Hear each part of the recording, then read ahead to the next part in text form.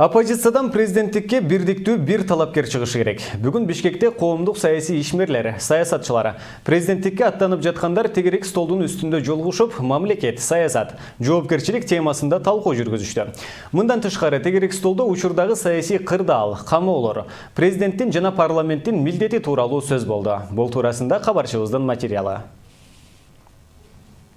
Тегерек столдо анын катышуучулары бүгүнкү өлкөдө болуп жаткан саясий кырдаалды, парламенттин алсыздыгын, алдыдагы шайлоолордун таза өтүшү үчүн кандай аракеттер көрүлүш керек экендигин талкуулашты.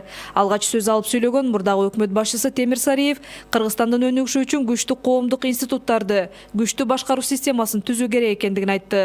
Текебаев, Солянова и ряд других общественных деятелей находятся под следствием. Часть народа считает, что они нарушили закон, а другая часть, что идет политическое преследование. Многие не верят в справедливость суда. Ал эми Эльмира Ибраимова шайлоолорго көз салуу үчүн жарандык көзөмөлдү күчөтүүнү сунуш кылды. Тот, кто контролирует сервер, тот и контролирует результаты выборов. Акыркы учурларда репрессиялык көрүнүштөр, массалык маалымат каражаттарына болгон басымдар күчөп жаткандыгын Асия Сасыкбаева көтөрдү. Используют репрессивные меры против оппонентов с помощью государственных структур.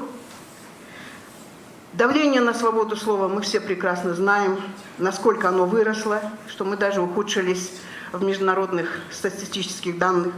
Өлкөдө азыркы түзүлгөн кырдаалга ар бир саясатчы жоопкерчиликтүү болуш керек. Андыктан бүгүнкү аянтча бардык саясий коомдук ишмерлердин оппозиция өкүлдөрүнүн башын бириктирген жай болушу шарт.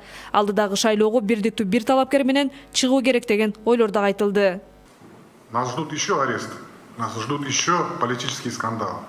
И единственное, я предложил бы независимым кандидатам, единственная тактика, которая должна быть сегодня, это создание общей политической площадки.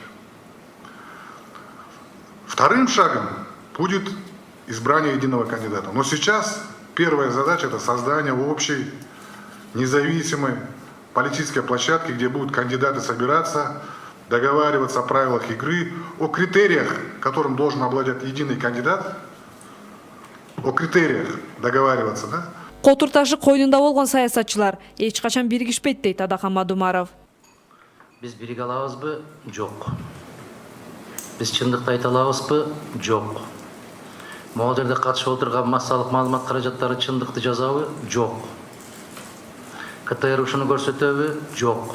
Ал эми андан кийин сөз алган Жеңиш Молдокматов бир дагы саясатчы жоопкерчиликти өзүнө албай келгендиктен 25 жылдан бери мамлекетте бирдиктүү иш жүрбөй жаткандыгын сындады. Айтор Адахан Кемсанбаевдин сөзүнөн кийин тек гана туруп басып бергим келет экен, бирок ошондой эле учурда дагы бир ойго келди.